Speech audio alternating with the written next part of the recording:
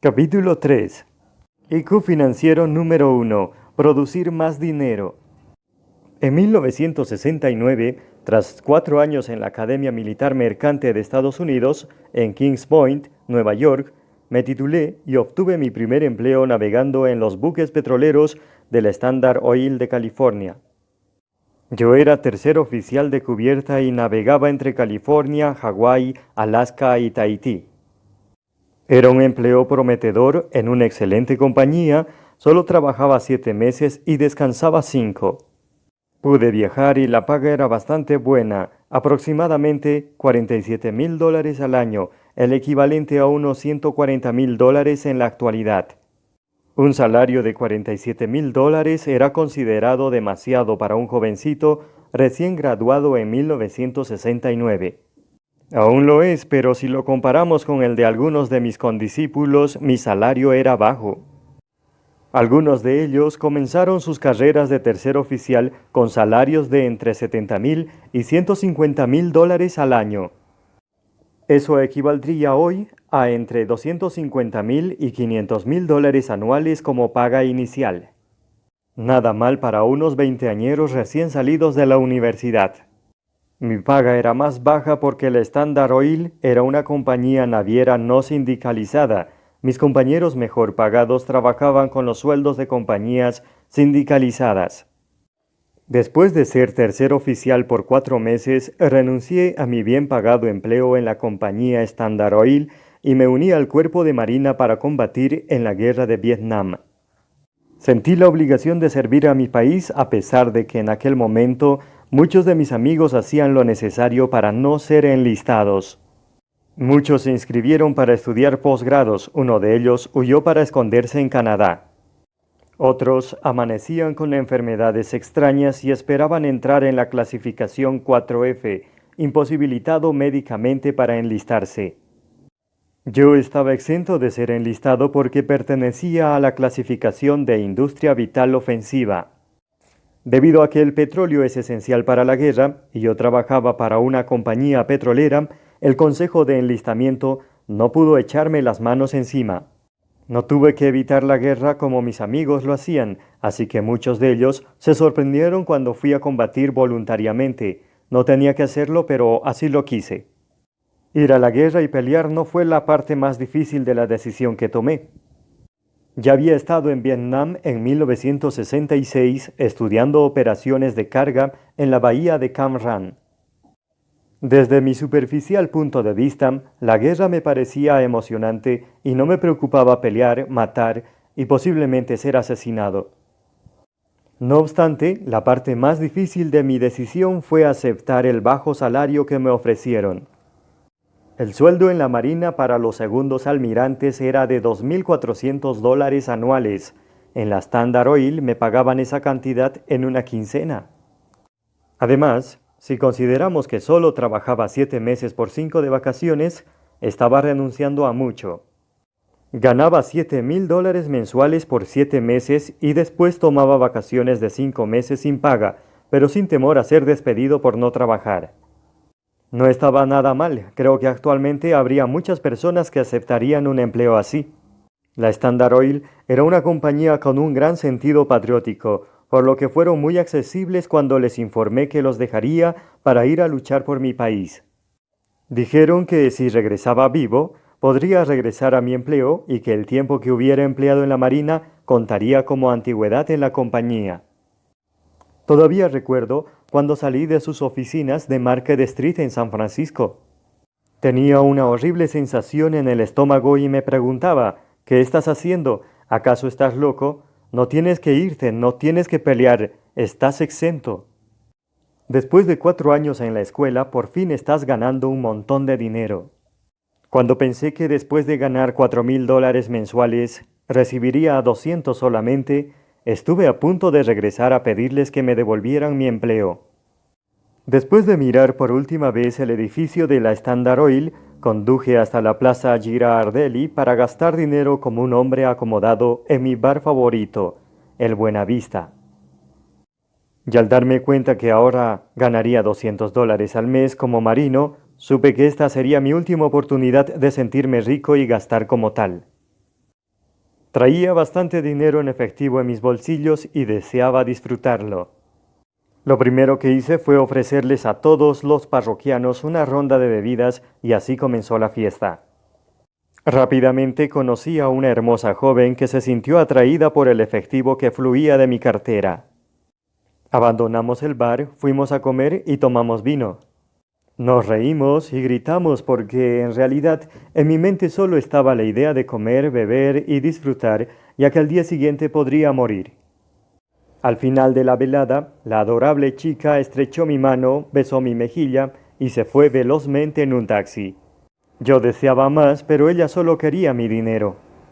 A la mañana siguiente comencé mi viaje de San Francisco a Pensacola, en donde iniciaría mi entrenamiento de vuelo, y en 1969 me reporté a la Escuela Naval de Aviación. 2 semanas después, casi muero al comprobar cómo se veía un cheque de $200 mensuales después de impuestos. 5 años más tarde, después de pasar uno en Vietnam, fui despedido con honores del Cuerpo de Marina. Mi primer desafío inmediato fue el IQ financiero número 1, producir más dinero. Tenía 27 años y 2 profesiones que me respaldaban, una como oficial de la Marina y la segunda como piloto aviador. Por algún tiempo pensé en regresar a la Standard Oil y pedir que me recontrataran. Me gustaba la compañía y me agradaba San Francisco, la paga también era atractiva. Dado que la compañía habría tomado en cuenta mi tiempo en la Marina como antigüedad de la empresa, hubiera comenzado con un salario de $60,000 anuales. Mi segunda opción era obtener un empleo como piloto en alguna aerolínea. A la mayoría de mis compañeros pilotos les ofrecieron atractivos empleos con una muy buena paga de $32,000 al año. Y aunque la paga no era tan buena como la de Standard Oil, me agradaba la idea de ser piloto en una aerolínea. Además, cualquier cantidad que pagara una línea aérea siempre sería mejor que los $985 mensuales que la Marina ofrecía a un piloto con 5 años de servicio. En vez de regresar a la Standard Oil o volar para aerolíneas, tomé un empleo en la corporación Xerox en el centro de Honolulu. Mi paga inicial fue de $720 al mes. Nuevamente, acepté ganar menos. Mis amigos y mi familia creyeron que la guerra me había vuelto loco. Te preguntarás ahora por qué acepté un trabajo que me pagaba solamente $720 mensuales en una ciudad tan cara como Honolulu. La respuesta es el tema de este libro, para incrementar mi IQ financiero. No tomé el empleo en Xerox por el salario, sino para incrementar mi inteligencia financiera, especialmente la número 1, producir más dinero. Había decidido que la mejor manera de ganar dinero era convertirme en empresario, no en piloto de una aerolínea o en oficial de un barco. Sabía que si quería convertirme en empresario necesitaría habilidades en ventas. Solo había un terrible problema. Era increíblemente tímido y temía el rechazo. Mis problemas eran la timidez y la carencia de habilidades como vendedor. Xerox ofrecía entrenamiento profesional en ventas y necesitaban gente. Yo deseaba convertirme en vendedor, así que me pareció un buen intercambio. Resolvimos los problemas el uno del otro. Poco tiempo después de ser contratado, la compañía me hizo viajar a sus oficinas de entrenamiento corporativo en Leesburg, Virginia. Allí comenzó mi entrenamiento de manera oficial. Los 4 años que trabajé para Xerox de 1974 a 1978 fueron muy difíciles. En los primeros 2 estuve a punto de ser despedido varias veces porque no sabía vender. No solo no vendía y estaba cerca de perder mi empleo, tampoco estaba ganando dinero. No obstante, tenía el objetivo de convertirme en el mejor vendedor de la sucursal de Honolulu, así que enfrenté mis desafíos con determinación. Después de los primeros 2 años comencé a obtener recompensas por el entrenamiento en ventas y la experiencia en la calle, y por fin logré el objetivo de convertirme en el vendedor número 1 de la sucursal. Había resuelto el problema de la timidez y miedo al rechazo, y había aprendido a vender. Y lo más importante, estaba ganando más dinero de lo que habría obtenido como oficial de un barco o piloto de una aerolínea. Si me hubiera conformado con cualquiera de esos empleos después de la guerra, nunca habría vencido mi timidez y mi temor a ser rechazado, y nunca habría obtenido la recompensa de enfrentarme a esos desafíos y vencer. Con mi experiencia en Xerox aprendí una valiosa lección: resolver el problema es el camino a la riqueza. Cuando alcancé mi meta y me convertí en el número 1 en ventas, decidí embarcarme en mi siguiente desafío: construir un negocio. Cualquiera que ha construido su propio negocio sabe que el primer problema es, nuevamente, el IQ financiero número 1: producir más dinero. Debido a que yo no estaba obteniendo dinero, tuve que resolver el IQ número 1 con rapidez. Antes de renunciar a tu empleo. En mi libro, Antes de renunciar a tu empleo, escribí sobre el proceso de construir mi primer negocio grande, uno que introdujo al mercado las primeras carteras de nylon y velcro para surfistas. Ahí escribí sobre los 8 elementos que conforman cualquier negocio y sobre cómo la carencia de alguno de ellos es la causa de que muchos negocios fallen y no obtengan ganancias. Creo que es un libro imprescindible para cualquiera que desee convertirse en empresario e iniciar su propio negocio. Es necesario que leas ese libro antes de renunciar a tu empleo. En ese libro también escribí acerca de cómo mis negocios tuvieron un éxito enorme en un año y me convirtieron en millonario, para después sufrir un colapso repentino. Describí los sentimientos de depresión y pérdida y el inmenso deseo de escapar y esconderme antes de que el negocio se desplomara. Estaba seriamente endeudado y enfrentaba el mayor problema económico de mi vida hasta ese momento. No obstante, mi padre rico me animó a enfrentar mis problemas y reconstruir el negocio en vez de correr a declararme en bancarrota. Me recordó que si resolvía este intrincado problema, incrementaría mi inteligencia financiera. Ese fue uno de los mejores consejos que me han dado. Aunque fue doloroso el proceso de enfrentar mi problema y reconstruir el negocio, fue la mejor enseñanza que pude obtener. Hacerlo me tomó varios años, pero finalmente el proceso incrementó mis IQs financieros del número 1 al número 5 y me convirtió en un empresario más inteligente. La reconstrucción de mi compañía a partir de los escombros fue mi mayor escuela de negocios. Lo primero que tuve que hacer fue organizar los 8 elementos de mi negocio, el triángulo DI. El triángulo DI es un diagrama de Padre Rico para mostrar las 8 partes que forman un negocio: producto, legal, sistemas, comunicaciones, flujo de efectivo, misión, equipo y liderazgo. Lo siguiente fue redefinir mi negocio y encontrar un nicho competitivo. Eso se debió a que en 1981, el año en que estaba reconstruyendo mi compañía, otros fabricantes de carteras inundaron el mercado. Había fabricantes de países como Corea, Taiwán e Indonesia, y los precios bajaron de $10, el precio que yo había establecido para el público, a $1 por cartera en las calles de Waikiki y de todo el mundo. Las carteras de nylon se habían convertido en un producto cuyo precio lo establecía el productor que lo ofreciera más barato. Para competir en esas condiciones necesitaba un nicho de mercado y debía convertirme en una marca. La oportunidad me llegó disfrazada de rock and roll.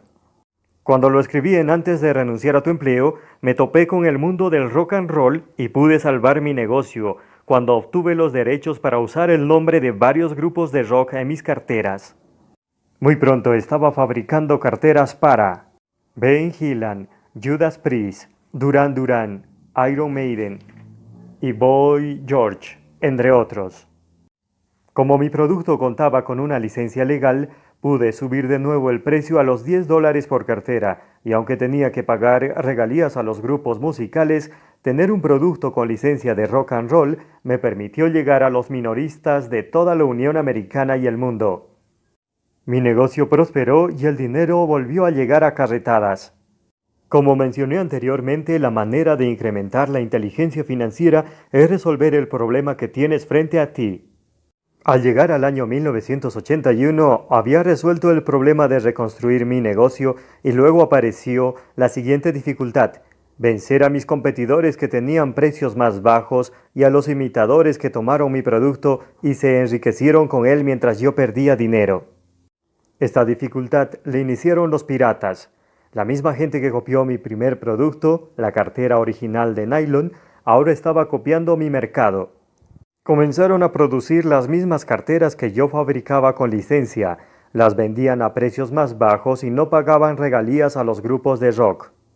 Después de varios meses de pelear contra ellos, comprendí que los únicos que se estaban enriqueciendo eran mis abogados, quienes me cobraban para luchar contra los piratas en una corte judicial, pero nunca ganaban. Los piratas eran más inteligentes y ágiles que mis abogados, porque lo único que estos hacían era pedirme más dinero para continuar con los procedimientos judiciales. No pasó mucho tiempo antes de que comprendiera que solamente le estaba pagando a otro grupo de piratas, mis abogados, quienes se suponía estaban de mi lado. Estaba aprendiendo otra valiosa lección del dinero y los negocios que revisaremos en el siguiente capítulo, IQ Financiero número 2, proteger tu dinero. Hay un dicho que reza, si no puedes contra ellos, úneteles. Cansado de sangrar dinero en una batalla perdida, despedí a mis abogados y volé a Corea, Taiwán e Indonesia para unirme a los piratas. En vez de pelear contra ellos en una corte, lo que me estaba costando mucho más dinero del que estaba ganando, les di a mis competidores una licencia para producir las carteras para mí.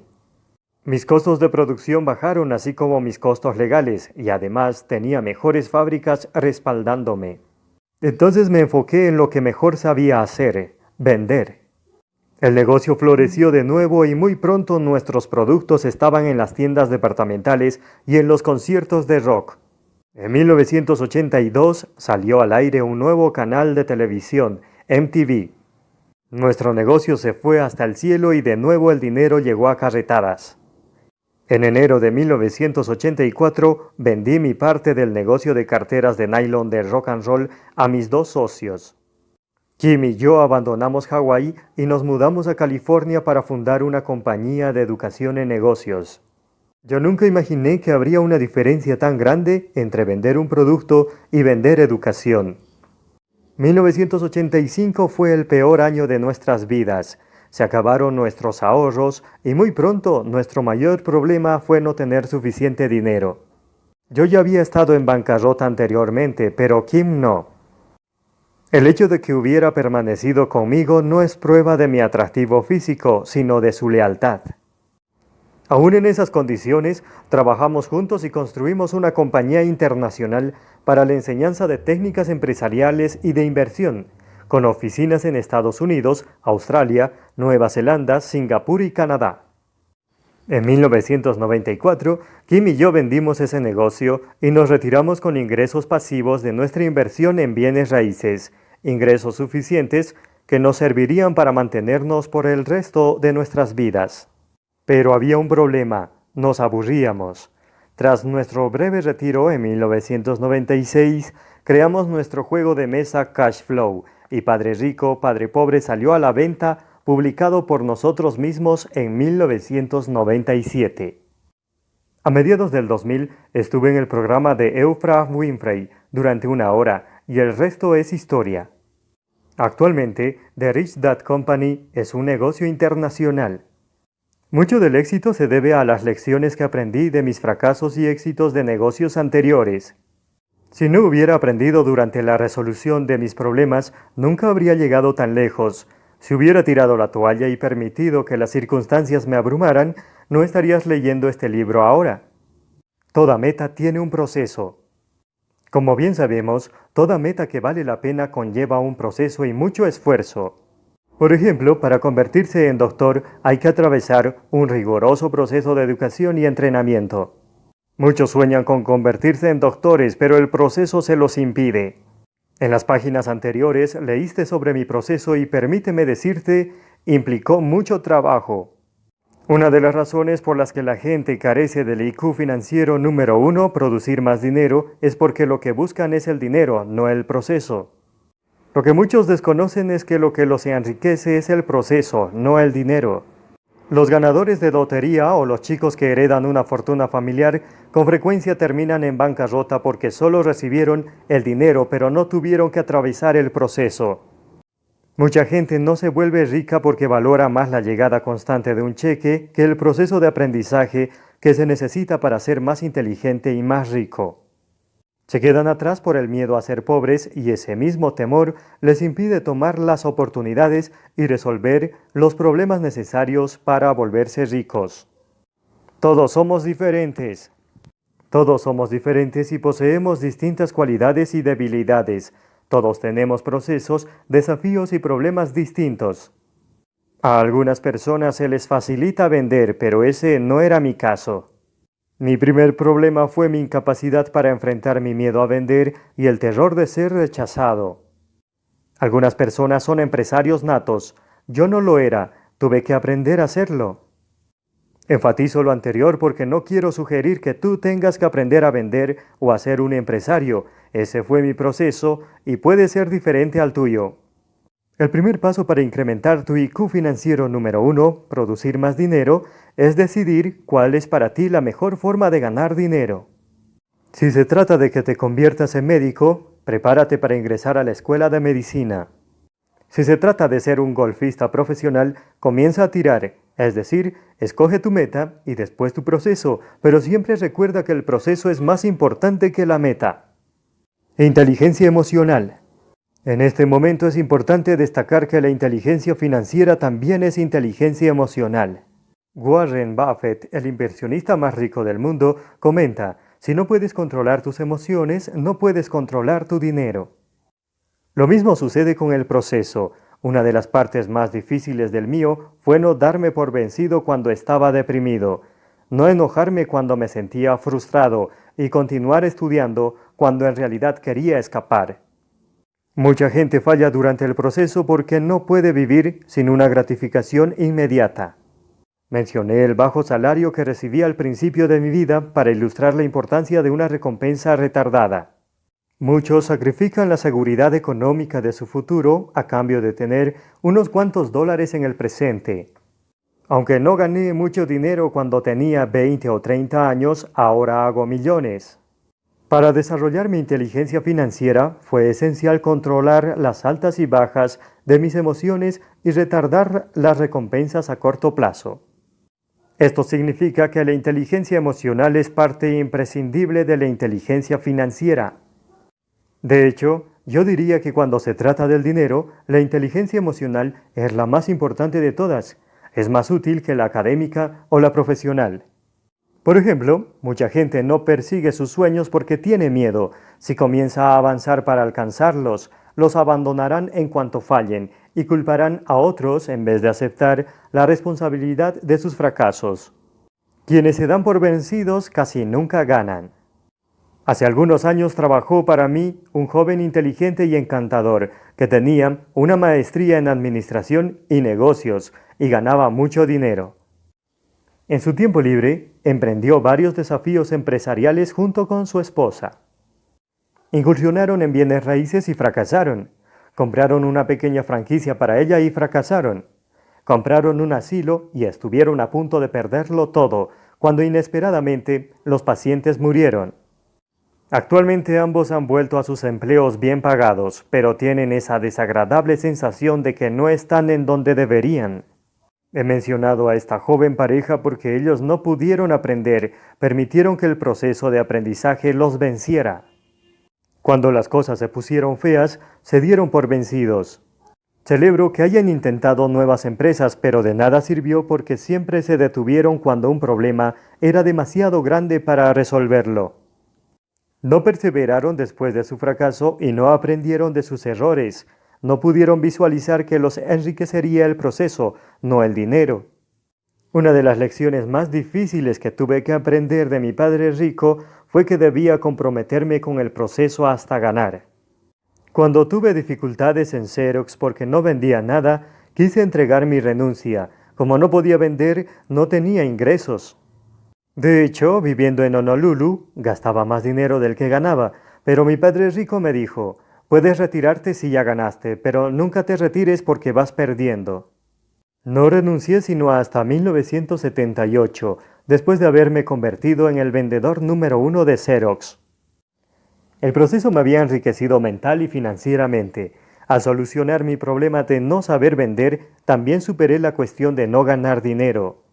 Comencé mi negocio de carteras de nylon durante mi tiempo libre cuando trabajaba en Xerox. y en 1978 renuncié por completo para dedicarme a él. El negocio despegó y después cayó. De nuevo pensé en renunciar, pero mi padre rico me recordó, una vez más, que el proceso era más importante que la meta. Muchas veces me reiteró, cuando yo estaba altamente endeudado y sin dinero, que en cuanto resolviera el problema ya no necesitaría dinero. Tenía que aprender cómo construir un negocio y ser un poco más astuto en el aspecto económico, pero primero tenía que resolver el problema que tenía frente a mí.